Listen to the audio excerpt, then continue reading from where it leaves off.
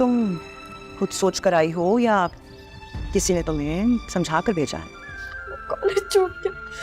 गया मेरा, और आखिर मुझसे दो दो लफ्ज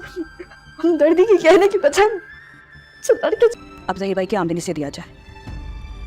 और मैं ये भी चाहती हूँ कि ज़हीर भाई की आमदनी से कुछ रकम मेरे लिए निकाली जाए,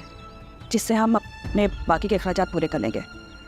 नाज़रीन, ड्रामा सीरियल मायरी की नेक्स्ट आने वाली एपिसोड में आप देखेंगे कि एनी की प्रिंसिपल एनी को कॉलेज से निकाल देगी, जिस बात पर एनी प्रिंसिपल के सामने बहुत रोती है और वो उससे इल्तिजा करती है कि मुझे यहीं पढ़ने दें। लेकिन एनी की प्रिंसिपल उससे कहती है कि हमें नहीं लगता कि तुम अब अपनी पढ़ाई जारी रख सकती हो, क्योंकि तुम बहुत ही बुरी परफॉर्मेंस दे रही हो, जिसके बाद तुम्हें इस कॉलेज में मज़ीद नहीं रखा जा सकता। और आखिरकार एनी को कॉलेज से निकाल दिया जाता है, जिस बात पर एनी रोते रोते घर आती है और वो अपनी माँ को सब कुछ बताती है। एनी अपनी माँ से कहेगी कि इस कॉलेज में पढ़ाई करना तो मेरा ख्वाब था, लेकिन वो भी टूट गया।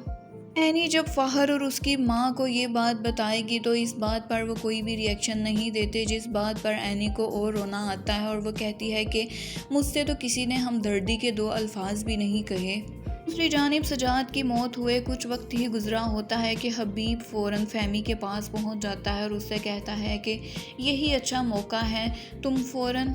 समीना भाभी से जायदाद में अपना और सजाद का हिस्सा मांग लो। फ़हमी भी फ़ौरन हबीब की बातों में आ जाएगी और वो फ़हर की माँ के पास आएगी और उससे कहेगी कि अब तो मेरे घर का हर्ज चलाने वाला कोई भी नहीं है, तो मैं यही चाहती हूँ कि ज़हीर भाई की आमदनी में से मेरा और मेरी बेटी का खर्चा भी दिया जाए और इसके साथ साथ फैक्ट्री में हमारा जो हिस्सा बनता है वो भी हमें दे दिया जाए। इस बात पर समीना को फ़ौरन पता चल जाता है कि ये फ़हमी खुद नहीं कह रही, बल्कि इसे ज़रूर किसी ने इस बात का सबक पढ़ाया होगा जो वो ऐसी बातें कर रही है।